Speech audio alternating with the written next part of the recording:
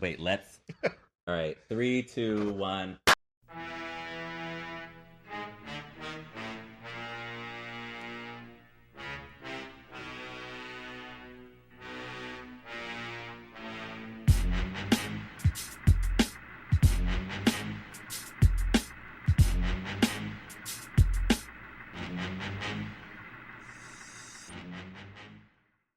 Aaron, Yes. what is your favorite type of plant? My favorite type of plants. I hate ice plants. That's my visceral gut reaction. You to hate this ice. question. What is an I ice hate plant? Ice plants are like, they're not quite weeds, but they're those little these little they grow in like bushels and they're hard. And when you're like in middle school, you like throw ice plants at people. Like they're just these things that gather and they're not particularly good looking. So you were throwing stuff at people in middle school. I wasn't. You get hip. Everybody. It's a middle school thing. Regardless, not an ice Yes. plant. What is my favorite plant? Something about sunflowers always intrigues me. I like how I do love like sunflowers. tall they are. Yeah. But they have these beautiful that they're coloring, but the center has this different texture. It's just like, and the stalk itself is also like, it's like rough, but there's just something about how like it's a lot of different things at once. And because I'm a California kid, palm trees. Okay, yeah, I do love sunflowers. I think sunflowers are my favorite flower. And you get the seeds. That's true, and the seeds are great. You know, throw a little salt on them, a little seasoning. They're great. Also, and if we're mentioning trees, as a California native as well, giant redwoods, sequoias. I love redwoods. That's what I think I would get as like a tattoo if I ever got a tattoo on my forearm. Even though I know that's like a signal for like being a terrible person, but I want them because I actually enjoyed that. I love like the redwoods. I love the idea of like just being in a forest and there's these like epic things that have been here for thousands of years that are ginormous around me that like come from the earth. Yeah. I am Aaron Newworth, editor-in-chief of Leo Entertainment, co-host of the podcast Out Now with Aaron and Abe, and I am a huge Godzilla fan. My name is Terrence Johnson. I'm the owner of LenoirTour.net, and I have seen some Godzilla movies. And this is Two Black Guys Talk Godzilla. What are we doing here? We finally get on video, and I mess up the intro.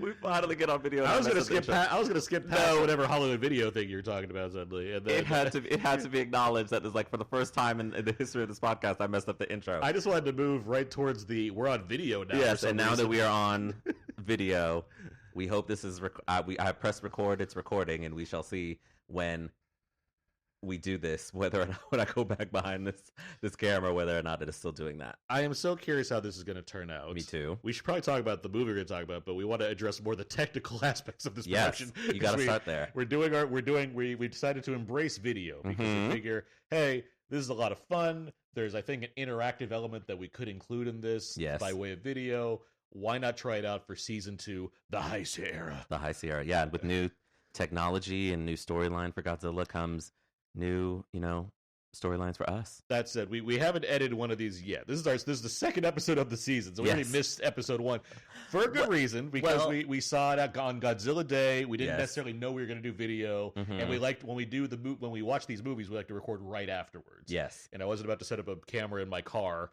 No, not for a movie this, I think, integral to the Godzilla's whole mythos. Yeah. So episode 2, this is our dry run with video. And what was I going to say? No, this should be interesting. That said, when these videos start coming up, we haven't edited these yet or like done any clips or anything like that. So if there are videos where like the thumbnail of that image is me doing like, or some nonsense face, if you see me, slap me in the face. Because I've said many, many times, I don't want to be doing no YouTube videos where I'm trying to drive up SEO and I'm making some stupid, goofy face. I'm not doing it.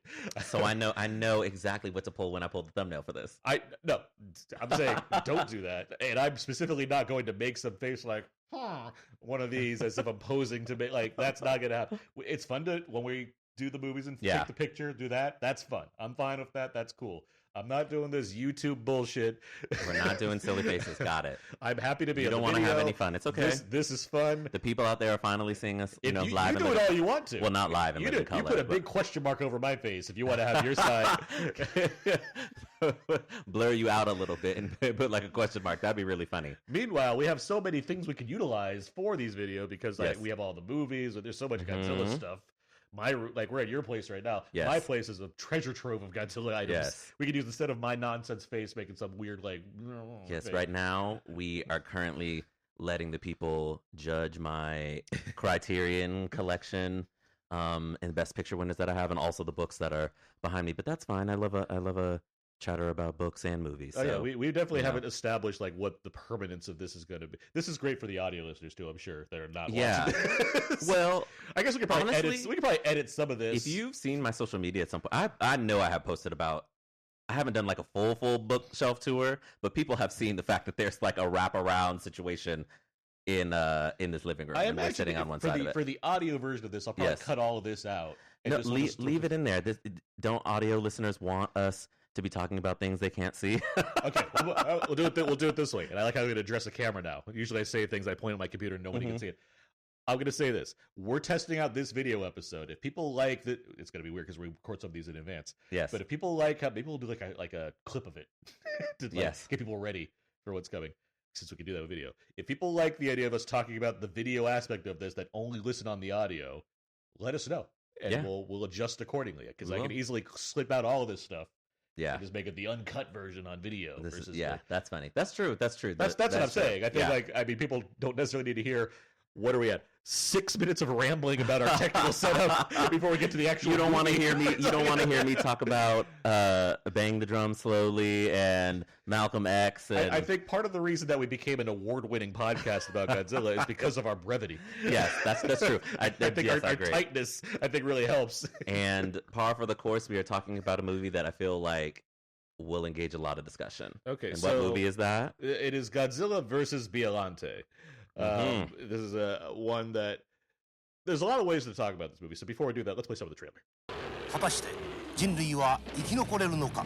ビオランテがゴジラを感じてるわ。ゴジラ映画史上空前のスーパーバトル。ビオランテが進化している。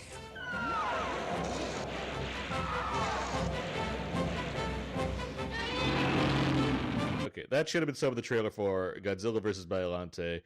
This is from. Let me get this right. This is from director Kazuki Ōmori, who will go on to direct a couple others. I think the King Ghidorah coming up. But the basic. What's the premise of this? Because this is going to be fun. I think a grief-stricken scientist accidentally creates a monstrous hybrid called Biollante through gene splicing experiments while attempting to revive his late daughter.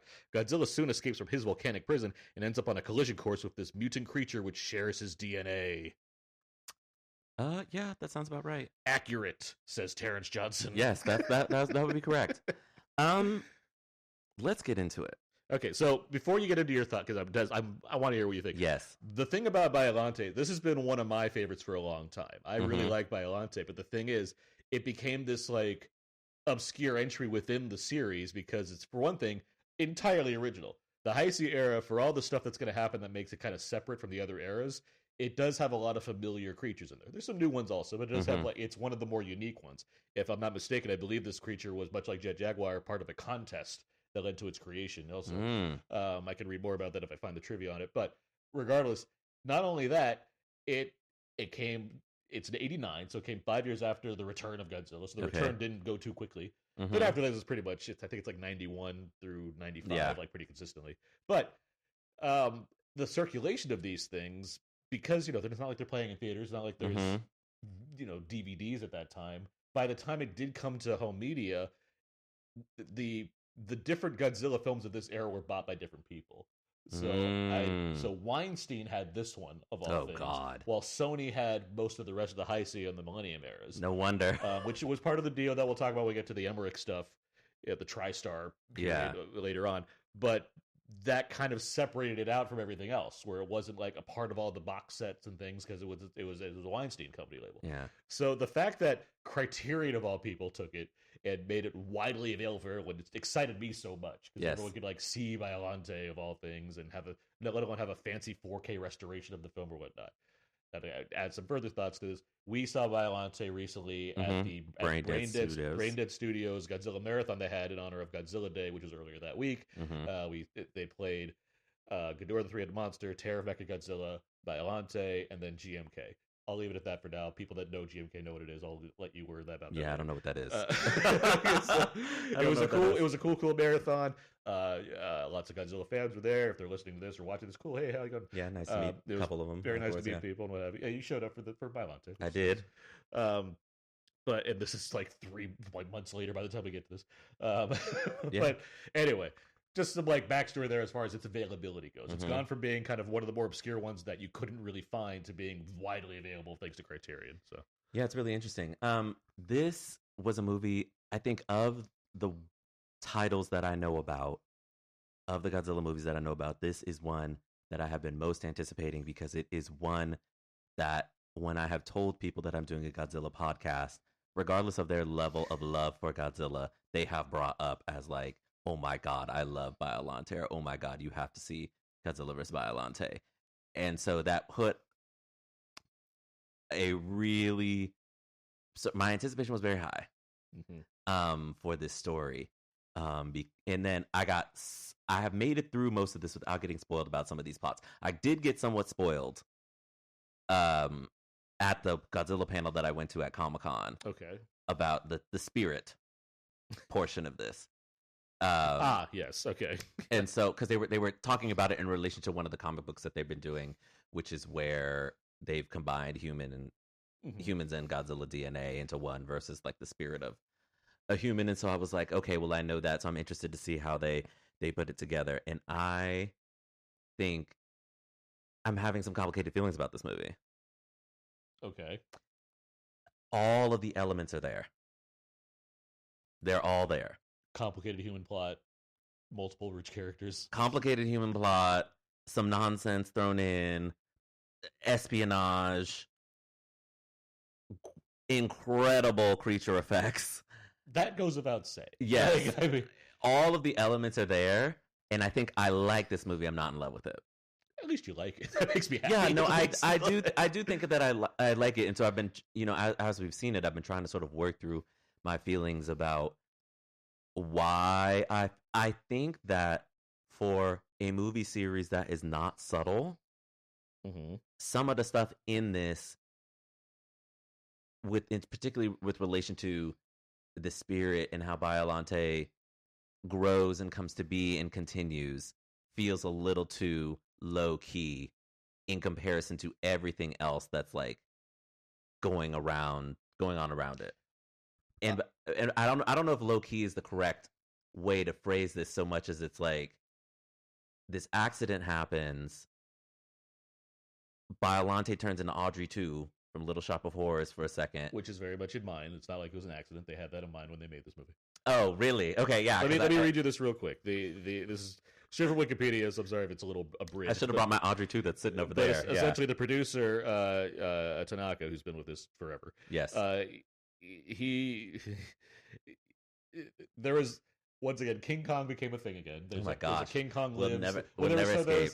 To back up, there was King Kong, the remake, the 70s remake from Dino with Jessica. With Jessica Lange. Yeah. There was then King Kong Lives, which has Linda Hamilton. Fun. It's by all means a terrible, terrible thing. But it failed. Yes. It failed.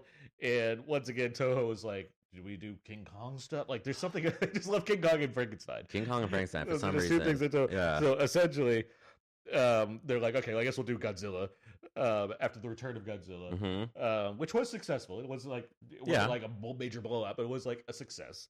But they did Godzilla. The success of Little Shop of Horrors inspired the idea to hold a public story writing contest for a possible script, as far as like developing this, and that's what led to the idea of like Biollante being born. And then they fleshed it out from there. The attack scene sort of in the house when like the robbers are coming, or some of the spies are coming there to snatch up this formula or the stuff that they've been working, the research results, and they get attacked by a plant. I was like, oh, this is very Audrey 2 from Little Shop of Horrors, which I love, which is great. And then we sort of go into like, it gets very like, we have somebody who is psychic, who is saying, oh, the spirit of this person has gone into the plant, and they're feeling very sad.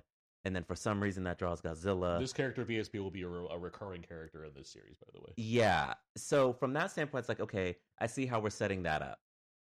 And I see how useful that character is. But the sort of, the crux of like this guy and the love of his life, right? Yes. And her dying. But it just, there's something about it that does not quite compute. And maybe it's because we've talked a lot about the lack of Godzilla in Godzilla movies and how that being like a key element of this thing. Biollante is in this for what? 3 scenes? Pivotal scenes and different versions of those of Biollante. But like, if this is going to be a story about a man who's obsessed with keeping this plant alive because the spirit of his, his loved one is in it, then I needed a little bit more of that to really make everything sort of sink in.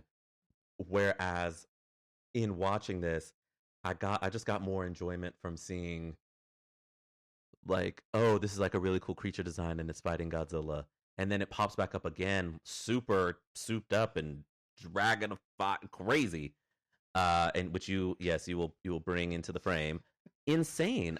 I was like, how did we go from... This is one of the most, if not the most complicated, puppet ever created for a film. Yes. It takes 16 different operators, if not more, to make all of the different things working on this. It was insane. It's an incredible design. It was amazing. But at the Rose design's already pretty cool. And then it turns into this monster, and I'm like, this is amazing. So like I said, all the elements are here, and they just don't all come together for me into something along the lines of like how I feel about Mecha. I'll say a couple things. Yes. Obviously, I like this movie more than you. Yes. I've seen it more than you. Uh-huh. That doesn't necessarily make it different. It just means I really like this movie enough where I've watched it. It feels like it'll be rewarding on multiple views. And maybe outside of like everybody being oh my God, this is amazing. I think the hype factor for sure, take that away. Mm-hmm. I think add in what you're going to see in the rest of this series. That's not necessarily good or bad, but in terms of just the tone of this series versus the Showa era, which we've just come off of watching 15 movies, 21 movies. I think this movie has is a lot of ambition that is trying to wrap into a Godzilla movie. And Godzilla movies, for all their foibles, the word ambition tends to be like, okay, so we tried this kind of monster this time around. This one's trying to do a lot of things, including having a certain kind of I don't know, grounded relatability when it comes to the human emotions here. Yes. Like, we've talked about the human plots and the love triangles or what have you. While some of them are more effective than others, I wouldn't say a lot of them have like the sort of melodramatic meat that a modern movie is more akin to. You know what this is like? Mm-hmm. I kind of feel like this would be like the Godzilla Pedro Almodovar would attempt to make. That's kind of what I'm getting to. Yeah. I do think it is trying to do something that's just alien to Godzilla films, and because of that, there's growing pains. Yes. And I think I'm giving that a bit of a benefit of the doubt. Mm-hmm. This is me coming off of Return of Godzilla, which I'm not a huge fan. Neither of us are really actually huge fans of. But it was feature length. But initially seeing it, I was like, okay, let's see how this is going to go. And I'm like, all right, this is not the best Return of Godzilla here. So seeing something like this, which is wildly ambitious, has all the other stuff that you mentioned as far as espionage, like the crazy action side of the story, and then is also trying to be something touching about this guy who's lost his love and decides to use gene splicing or what have you. There's something there that I really appreciate as far as it trying to angle into new territory, and it's the territories we're going to go to in the rest of the series. You're going to see. Oh my gosh, I'm scared. But on top of all of that, the Godzilla action in this is epic. It's amazing. It's not like, I wouldn't even say there's not a ton of it. There's a good amount of Godzilla. I mean, compared to every Godzilla movie, it's not the highest or lowest, but it's certainly the stuff that it has, because of the complicated nature of Biollante, which is such I think, a fascinating idea for a kaiju. This plant that's Yeah. part Godzilla and part human DNA. It's like that's. I do nuts. think, yeah. Just watching it progress from being like a creature in the dark that people have to worry about to being this giant, beautiful rose type thing that's still deadly, and then becoming this like insane monster thing.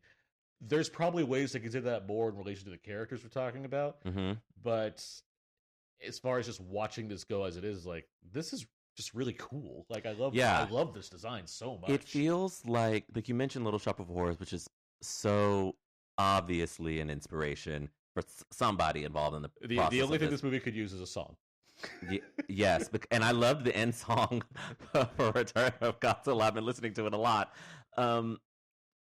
It also feels very influenced by The Thing. Influenced by The Thing's a good call. I do think we're in this kind of, it's not unlike horror that I see now where you have filmmakers that are clearly influenced by 80s and 70s horror, which is, I think, very interesting because obviously a lot of us grew up on that, but we're also seeing the results of that for people that turned into filmmakers and what they're taking away from that. Now we're in a period where Godzilla filmmakers, and they've taken away things from previous Godzilla films, but they're also still seeing modern films. Yeah. And one thing that's going to be very apparent in this Heisei era is there's a lot of inspiration from Hollywood. Current Hollywood. Yeah. And so things like The Thing make a lot of sense. Obviously, Little Shop of Horrors. We're going to see a lot of that throughout this series. And what I think is so fascinating about them looking at, like, obviously I love Little Shop, but like it was not successful in the way that you like they very specifically cut out like 6 minutes worth of crazy puppeteering of all of these all the stop motion. Because they were worried that the ending was too sort of depressing. So it is interesting. This movie is fairly serious. Yes. Which is, you know what I'm really bumping up against? Mm-hmm. The one particular spy, homeboy with the car and the gun. Because it's too... Is it too broad? It's too broad. I can agree with you to a point, because it's trying to do... both be the kind of sincere Godzilla movie and like the first one, and just being an 80s 90s movie. Like I think because there's a different tone so... there. But then it's still throwing in a thing that would be in other Godzilla movies. The guy like that. But and you know I don't mind a wacky human plot. Sure. Invasion of Astro Monsters in my top 3, and that's one of the most bonkers things he put. And Mecha Godzilla was my number 2 from the Showa era, and that had a spy plot. I'd say, and this is what I'm talking about in terms of growing pains. I do think because it's trying to do a lot of things as far as I think it's the way that it's like, okay, you need to know that we are in Japan.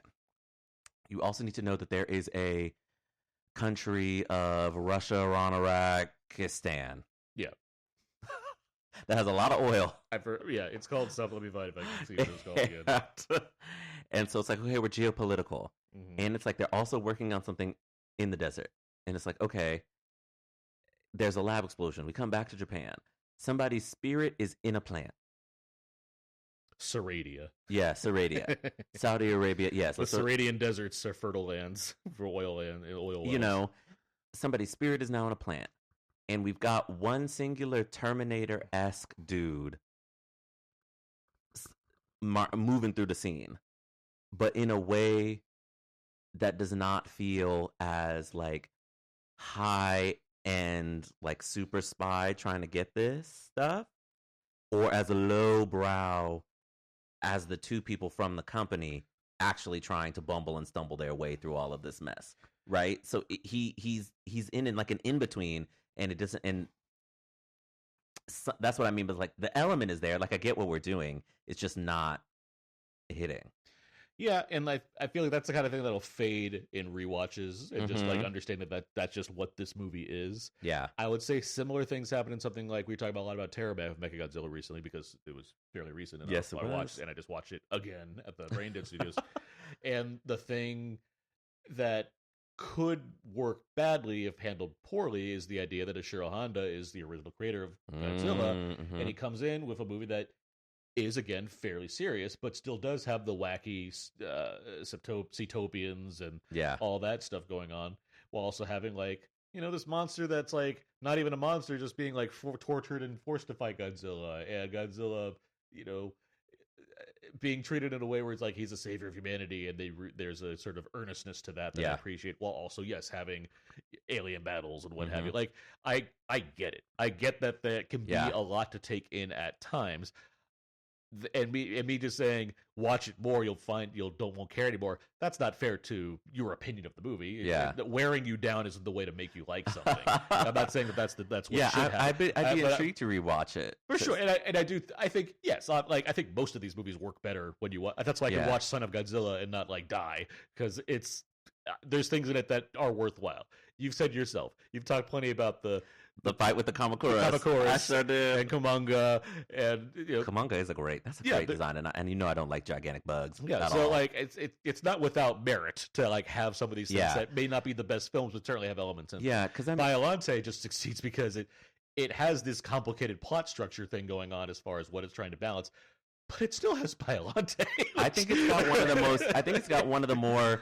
Biollante goes a long way for me. I think it's got one of the more meaningful plots of the movies that we've watched so far. And truly getting down to the essence, like, because we've had discussions on this podcast before about the seriousness of certain things and how far we stray from like the original movie, and this is sort of trying to be the best of both worlds. It's like, all right, we want to have a serious plot. We're talking about geopolitical things. We're talking about, Godzilla has become this villain. We've got a whole system set up to detect him. We got all of these things. And then we're, sort of dealing with just like, a human who's dealing with human emotions. And so it's like, okay, that's meaningful. And then at the same, it does feel like, I like I said, the elements are here. And I do think it's worth noting that because we're a decade and a half removed from when the Showa era films were being made and being very, very much made on not necessarily a conveyor belt, but certainly made in a way that fits the style of those years of movies with low budgets and appealing towards children, where this is trying to set the bar back and be more for everybody, essentially, but also incorporating the acting and filmmaking styles that are more appropriate for the 80s and 90s, which is different. There's just like 50s, 40s acting is very much different from 60s, 70s, 80s, 90s. I will say, having just seen The Best Years of Our Lives. One of my favorite Godzilla films. Yes, one Academy Award winning. That's why I lost his hands, because of Godzilla. And we don't quite know what Attack That He was in the Pacific Theater. He was there. But yeah, like the style of acting in that is it's still very measured. And that's not me saying that like these are spectacular performances. I think the performances are pretty fine. Okay, for the main characters, I think they're all doing the job. But there is for Toho to make a massive shift like that as far as how they make these films, they have to learn how to do it, right? Yeah. And I'm not saying that you're going to see them figure that out necessarily in our next couple of movies. Yeah. I do. We'll get to how I feel about the next couple of movies, but just know I do like the Heisei Era quite a bit. Well, you've said that, so I know. But there is, I think, proper effort being put into that adjustment period that, regardless of how ambitious each of the following films are, does reflect what they're trying to do with this one and Return of Godzilla for them. Return of Godzilla is a serious movie. Yeah, because I think with what's interesting is I feel like they are doing. They've gotten one thing right every time. Like we're building, right? So it's like the first movie, I was like, wow, the cinematography of this is like next level. As in last week's show or 2 weeks ago show. Yes. So the Return. Okay. In a way that like it reflects very few, if maybe more than like 2 of the Showa era movies could hold a candle to cinematography wise, just in terms of lighting and framing and what we're doing because we have the ability to do it and we're being matched to the time period. And this one was like, okay, well, we're going to take that now a step further, and we are going to. It's a moodier film. Yeah, we're gonna deal with the mood, but we're also going to. Obviously, we know how to do creatures, but now we're going to step up into like a new league.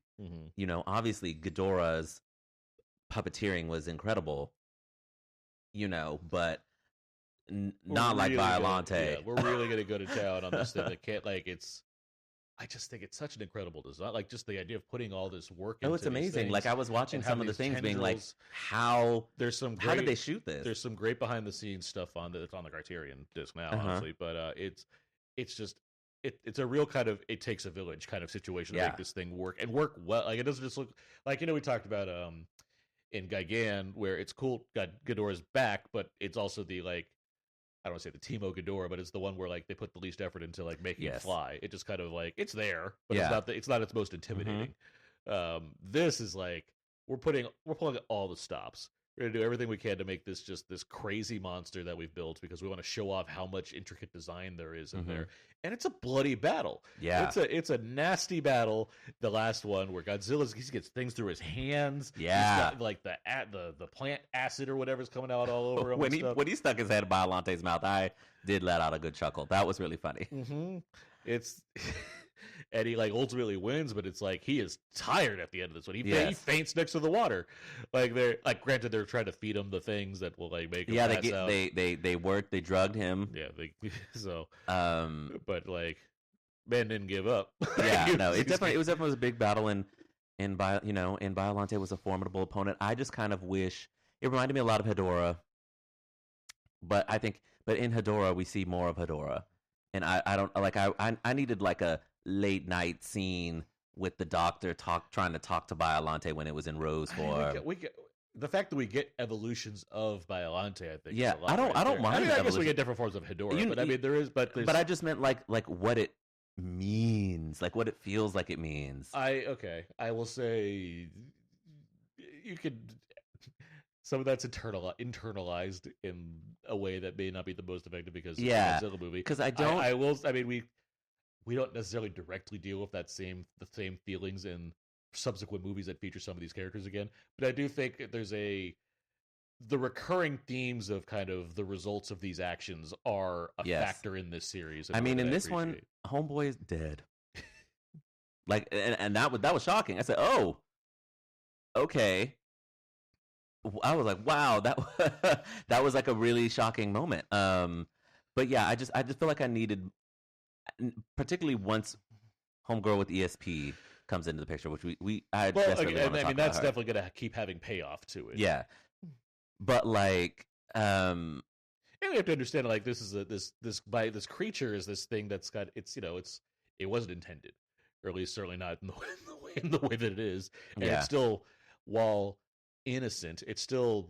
Because Godzilla's in such a weird place. Godzilla is the villain in this, but like, but more like, but also like a means to an end. Like it's the only thing that can stop it. Biollante. I think it's very, this feels very Cold War.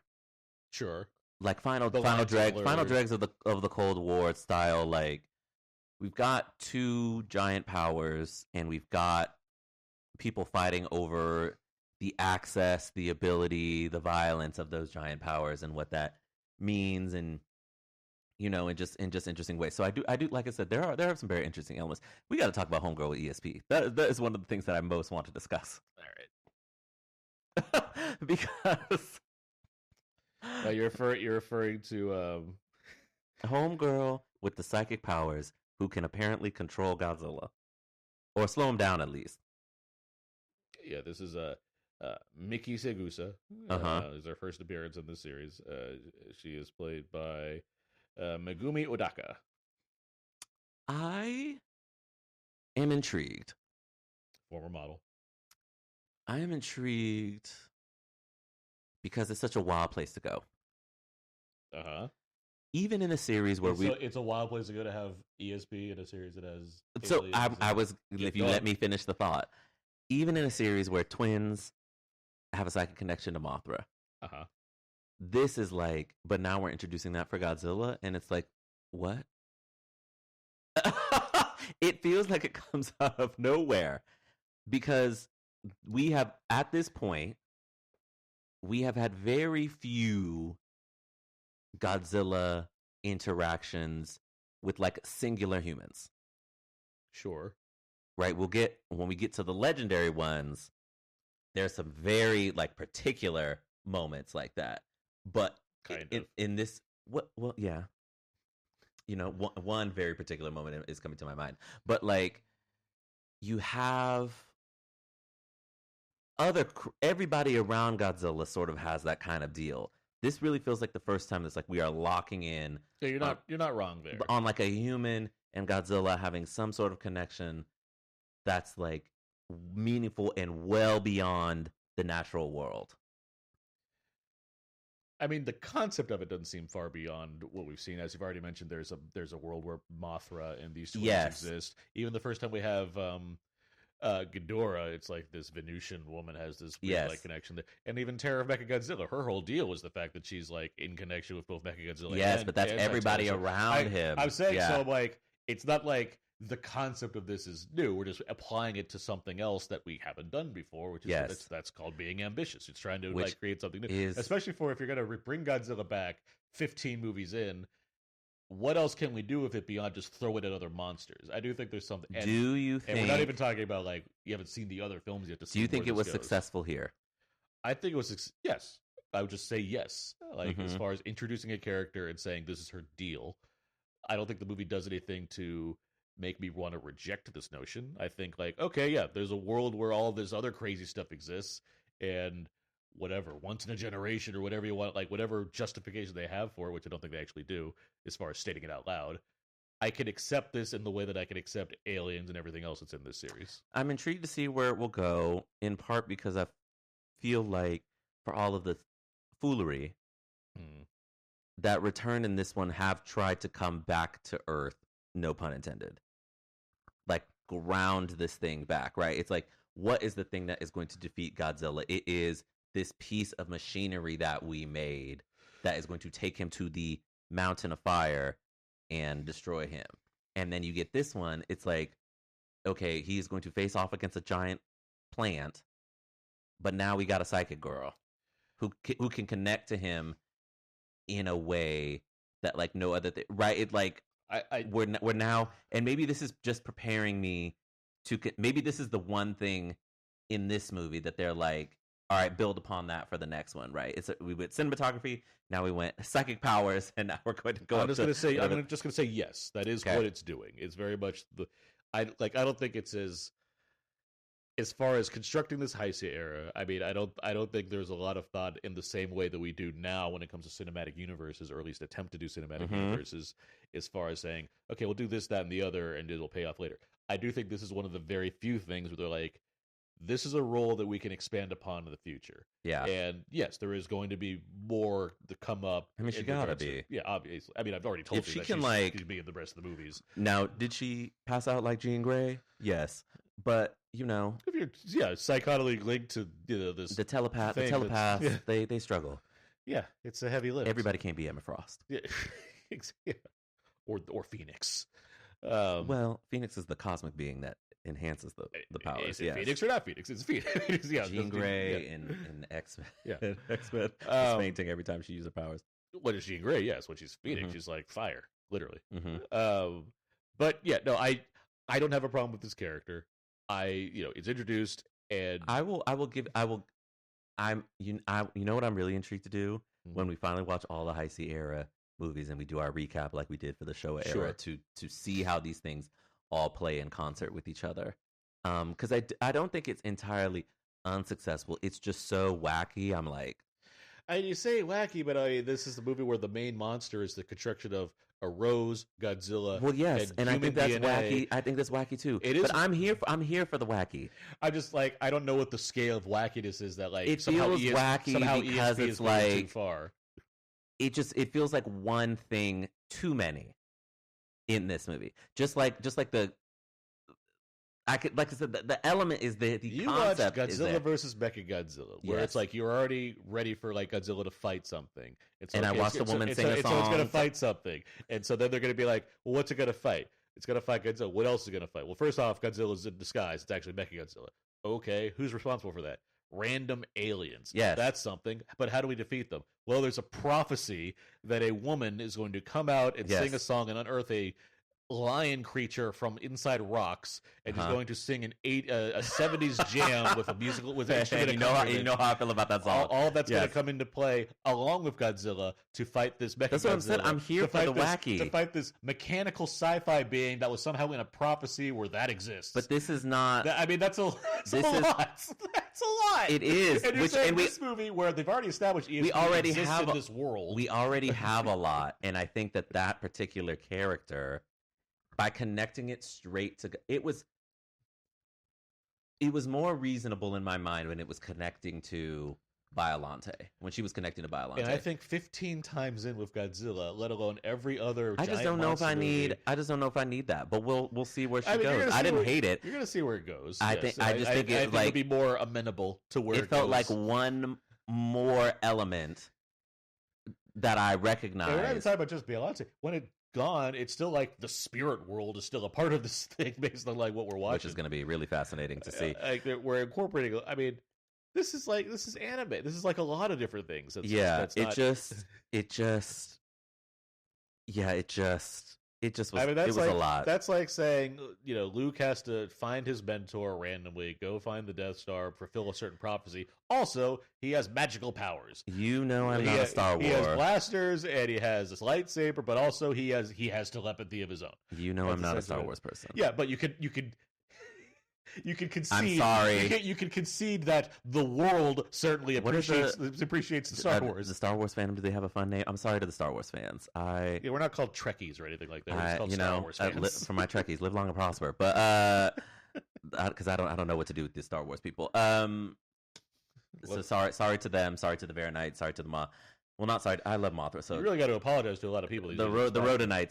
Well, I'm about to start. I mean, we're seem to be a very liked podcast. Yet you have to apologize to so many different sets of fans. Yeah, well, the Star Wars ones I don't really care about, but the Rhodanites and the Varanites, I do want to continue to watch this because I do think that your characters made a significant Do impact. we have like what the Minyavans or something? For No, the Manila, Manila bins, the Manila. the Nilly Vanillies. The Manila bins. I love it. The Manila bins. I'm not apologizing to them. They know that character. But yeah, I just they're the elements are here in Biollante. I do think it's a good movie. I will be I'm intrigued. glad you do think it's a good movie. I do. I will be Yeah. intrigued to watch it down the line, free of the hype, because I mean, everybody that I talked to about Godzilla or this Godzilla podcast was talking about Biollante. I mean, Whether Cool. they were like, I've seen 2 Godzilla movies and I love Biollante, and I was like, oh, okay.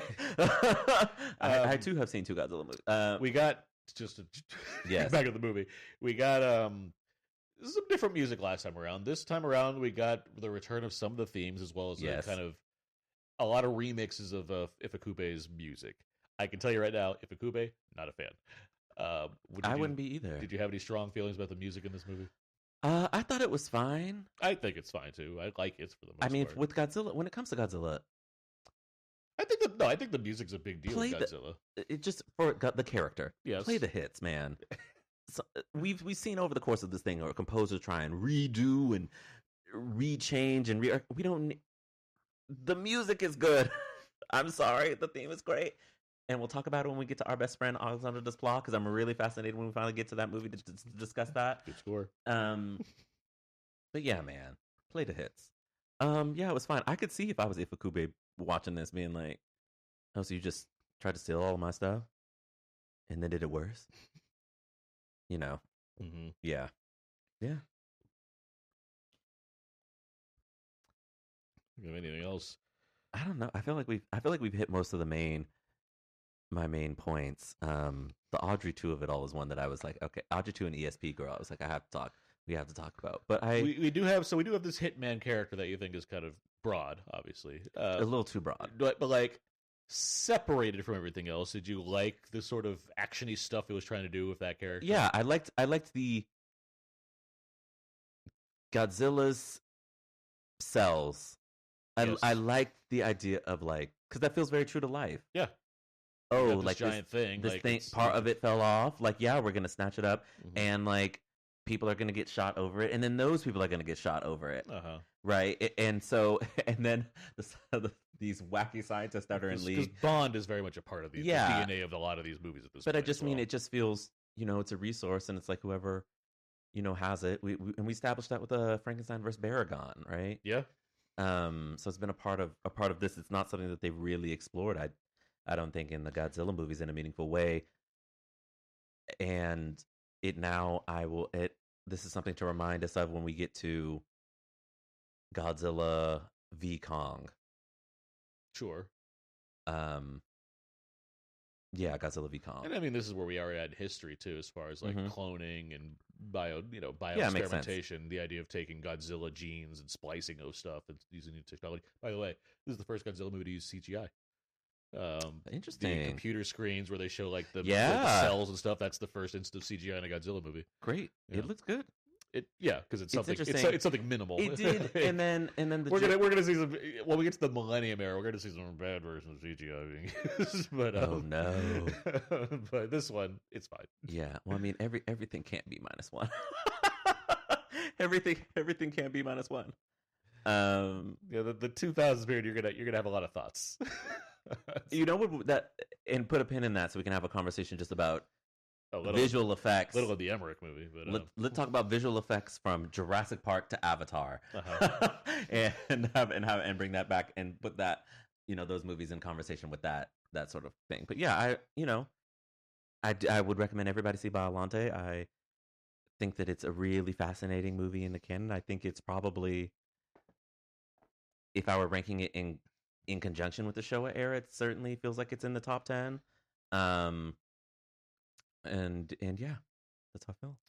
Well, very good. I am obviously a big fan of Biollante. Yes. I mean the look of this thing, I can't get past, like, just that it exists. It's incredible. Yeah, I mean, this is coming after like post Audrey 2. Audrey 2 is an incredible thing also, as far as the full version of the Little Shop of Horrors monster. Yeah. Let alone the alternate ending, which is insanity. Yeah, 6 minutes worth of stop motion. Yeah, the idea that they made all of that and like people didn't see it for the longest time. Yes, because they were like, "Oh, nobody wants a sad ending in a Faustian story." It's absolutely unhinged, but yes. But it's the like this is up there. Seeing that for the first time and being like, "What happens at the end of Little Shop of Horrors?" And it's crazy. Yeah, the Biollante. Yeah, Biollante. Yeah, like at least it has a more. I mean, you mentioned Almodovar. It has a more like there's drama that comes with like the arc of Biollante and what have you. Yeah, and satisfying Godzilla related action that comes with it as far I'd as agree. How he has to. He basically pulls a like. Those moves where like a samurai show where like a samurai like forces him, he has to get stabbed in order to land a killing blow himself. Yeah. It's like, so Godzilla takes a lot of hits in order to get close, and then he gets it. It's like, all right, good job, Godzilla. Yeah. Anyway, okay, we've talked about Biollante. Very good. What is on the docket? What's next? Next up is Mothra, or I think it's Godzilla versus Mothra. Interesting. Okay. Yeah, so you're gonna Queen of the Monsters back. See Return of the Queen of the Monsters. Oh, we'll watch it. Yes, we will watch it. Well, no, actually, wait, is that next? I think we're doing our special our spin-off ones. We're doing Gunhead and Gunhead. There's two other movies, much like how we did Varan, Rodan, and all that. I think we have our special. So you want me to have another set of people to apologize to? We just have the other movies that Toho is working on at this point. And so let me build it up. Here we go. I think on this thrilling podcasting. Our schedule. I'm talking, aren't I? Yes. After we're. Oh, and Mothra's after. Okay. So this is episode 21. This is Biollante. Yes. Episode 22. 1989's Gunhead and 1994's Orochi the Eight-Headed Dragon. Those are the two other Toho kaiju films that are coming along that I wanted to include just so we can kind of see the filmmaking style and how it applies to other kaiju movies at that time coming from the same studio. After that is Godzilla versus King Ghidorah. Then it's Godzilla versus Mothra. So the Queen of the Monsters. Well, a queen. Yeah, she arrives on her time. Yes, and then after Mothra, we got another special thing going on as well. Great, so, I'm excited. Plenty of familiar faces coming eventually, but yeah, we're taking a break from Godzilla next week. I know there is something 2 weeks from now coming down the pike. I know there's something coming down the pike. That I'm intrigued to see how that's going to Oh, I know what that is. Okay. Yeah. There's something coming down the pike that I'm intrigued. But I'm excited to see. I haven't seen Gunhead and Orochi either, so I'm excited to see these also. Yeah. So this should be fun. Great. yeah, so that'll do it. You can find everything I do at my Substack page, dakotazeek.substack.com. I write for We Live Entertainment. I'm the editor-in-chief over there. I write movie reviews on that site. I co-host the podcast Out Now with Aaron and Abe. My friend Abe and I talk about weekly movie releases with other film critics, including Terrence every now and again. And we do commentary tracks, all kind of fun stuff. And I'm on all the socials at Aaron's PS4. Yeah, I'm on that podcast when he remembers that he likes me. My name is Terrence Johnson. You can find my work at lenoirauto.net and on Twitter at Terrence B. Johnson. Very good. So next week we'll have those, or 2 weeks from now we'll have those special episodes. But this has been a lot of fun, and this has been Two Black Guys Talk Godzilla.